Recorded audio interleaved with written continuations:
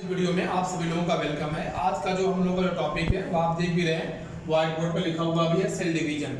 जैसा आपको जानकारी भी है कि जो सेल होती भी है, जिसको आप सभी लोग जानते भी है कि सेल की जो एक्चुअल जो डेफिनेशन होती भी है वह स्ट्रक्चरल एंड फंक्शनल यूनिट है जितने भी आपको लिविंग बीइंग है। और सेल का जो एक्चुअल मतलब आपको जो होता है वो अगर देखा भी जाए तो उसको हम या हॉलो स्पेस या स्मॉल कंपार्टमेंट के नाम से आप जानते भी हैं।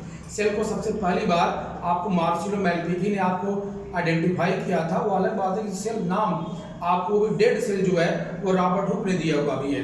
और सबसे पहली बार जो सेल जो लिविंग सेल है उसको बताने वाले नाम ल्यूएन हॉक के केस में आपको आइडेंटिफाई होता है। जितनी भी सेल होती हैं उनके पास स्पॉन्टेनियस या नेचुरल कैपेसिटी होती है डिवीजन करने की, उसी को ही हम आप सेल डिवीजन के नाम से आप जानते भी हैं।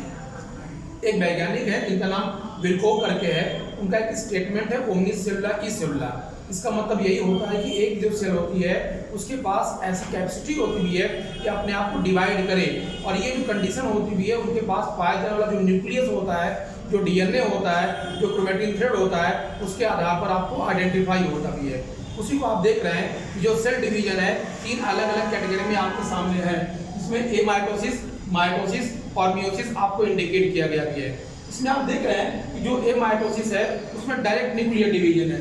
डायरेक्ट न्यूक्लियर डिवीजन इसलिए कहा गया है क्योंकि इसके अंतर्गत इंटरफेज नहीं होता है। डायरेक्ट जो होता है वह कैरियोकाइनेसिस की पूरी प्रॉपर्टी आपको देखी जाती भी है।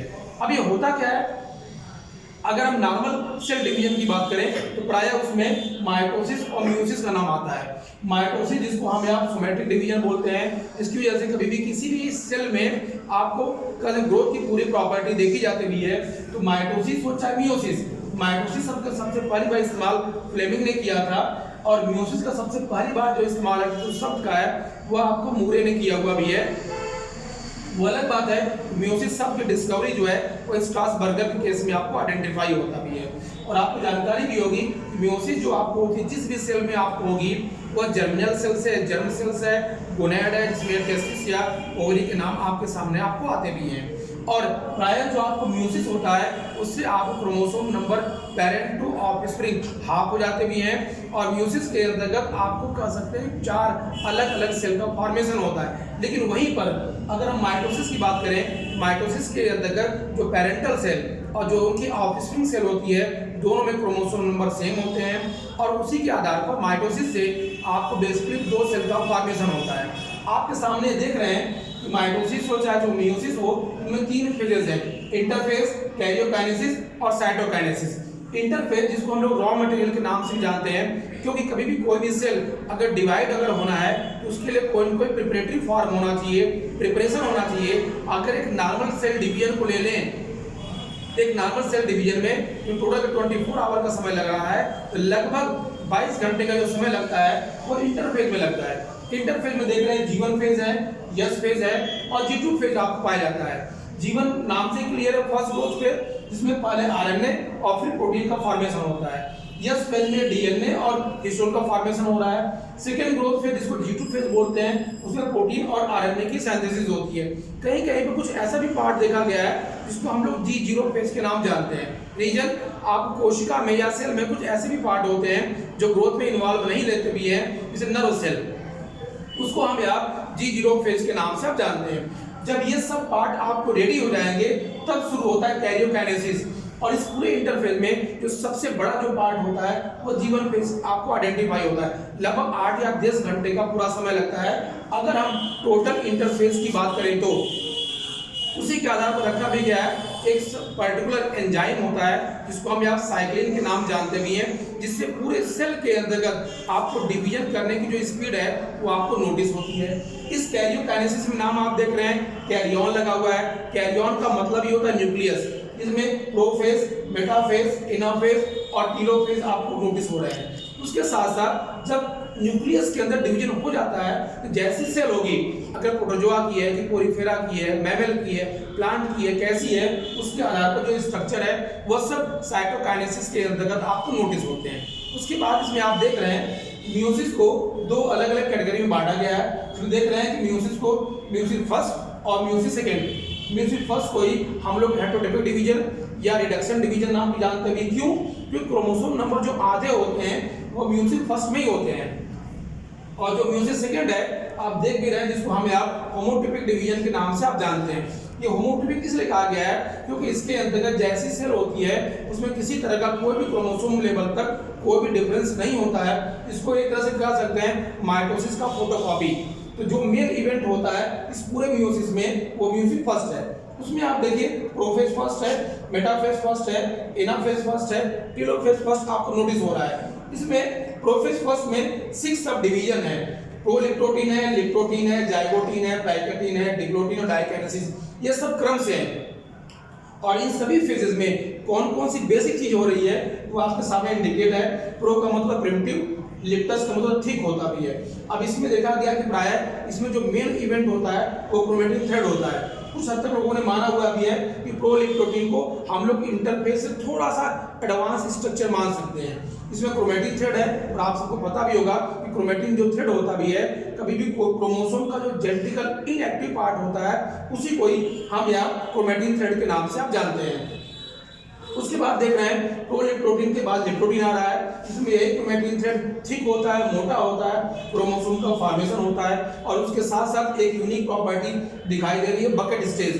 बकेट स्टेज में क्या होता है, जो क्रोमोसोम के जो सेंट्रोमियर होते हैं वह इस स्पेसिफिक ओरिएंटेशन करते हैं और न्यूक्लियस के काफी नजदीक जानते हैं, जिसकी वजह से उनका जो शेप होता है जस्ट लाइक ए बास्केट की तरह इंडिकेट होता है। नाम पड़ गया बकेट स्टेज। उसके बाद आप देख रहे हैं जाइगोटिन स्टेज है। जाइगोटिन में होमोलोगस पेयरिंग ऑफ क्रोमोसोम होता है। होमोलोगस का मतलब यही होता है कि जिनका ओरिजिन सेंटर सेम हो, एक मेल से और एक फीमेल से क्रोमोसोम आपको आते हैं। तो साइनेप्सिस में होमोलोगस पेयरिंग ऑफ क्रोमोसोम होता है। उसके साथ साथ स्पेसिफिक प्रोटीनियस अरेंजमेंट होता है जिसको हम यहाँ साइनोटेनिमल कॉम्प्लेक्स के नाम जानते हैं। इसको एक वैज्ञानिक है जिनका नाम मॉस है, उन्होंने इसको आइडेंटिफाई किया था। उसके बाद आप देख रहे हैं पैकेटिन है। पैकेटिन में क्रोमोसोम टेट्राइड अवस्था में होंगे। जब तक क्रोमोसोम टेट्राइड नहीं होंगे तब तक किसी भी फॉर्म में क्रॉसिंग ओवर नहीं हो सकती है।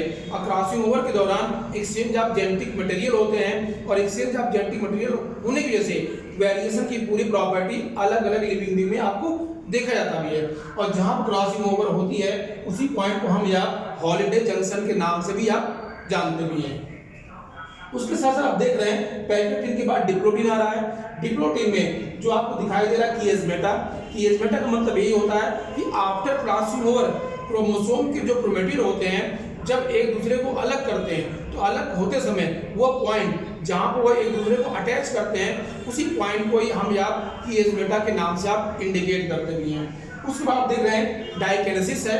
इस डाइकेनेसिस में टर्मिनलाइजेशन है और टर्मिनलाइजेशन का मतलब होता है मूवमेंट ऑफ सेंट्रोमियर, जिसकी वजह से एक आर्क छोटी और एक आर्क बड़ी का फॉर्मेशन होता है, जिसकी वजह से आपको अलग अलग एक्रोसेंट्रिक, टीरोसेंट्रिक, सब मेटासेंट्रिक इस तरह के क्रोमोसोम के पार्ट आपको आते नहीं हैं, क्योंकि इसके बाद जो शुरू होगा वो मेटाफेज। और आप सबको जानकारी भी होगी कि मेटाफेज के अंतर्गत जो क्रोमोसोम होते हैं वह इक्वेटर फॉर्म में होते हैं और इक्वेटर फॉर्म का मतलब यही होता है सभी एक लाइन में जाते हैं और 180 एंगल का फॉर्मेशन करते हैं।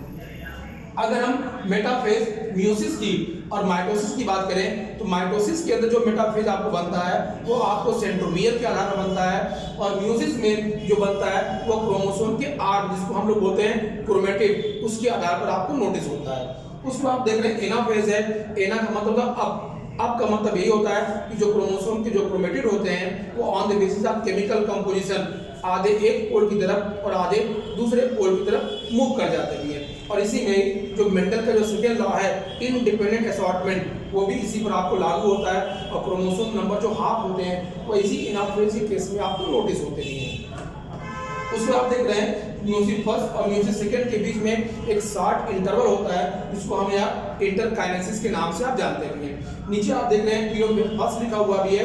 टीलोफेज फर्स्ट कोई जरूरी नहीं किसी हर सेल में आपको पाया जाए, ये डिपेंड करता है कैसी सेल है उस सेल के आधार पर टीलोफेज फर्स्ट हो भी सकता है और नई की पूरी प्रॉपर्टी आपकी नोटिस आपको होती है। और नेक्स्ट जो स्टेप आपको होता है म्यूसिस सेकंड, ये टोटल आपको माइटोसिस की तरह ही आपको नोटिस आपको होता है। तो आज की इस वीडियो में सिर्फ हमने आपको ग्राफिक रिप्रेजेंटेशन दिया हुआ भी है। नेक्स्ट जो वीडियो आपको आएगा सेल डिवीजन के अंतर्गत उसमें हम डायग्रामेटिक रिप्रेजेंटेशन माइटोसिस और मियोसिस का कैसे कैसे वो कहाँ साइनेप्सिस होता है, कहाँ पर होमोलोगस पेयरिंग होता है, कहाँ क्रॉसिंग ओवर होता है, वो सभी पार्ट को डायग्रामेटिक रिप्रेजेंटेशन करके आपके सामने आपको शो किया जाएगा। ठीक है।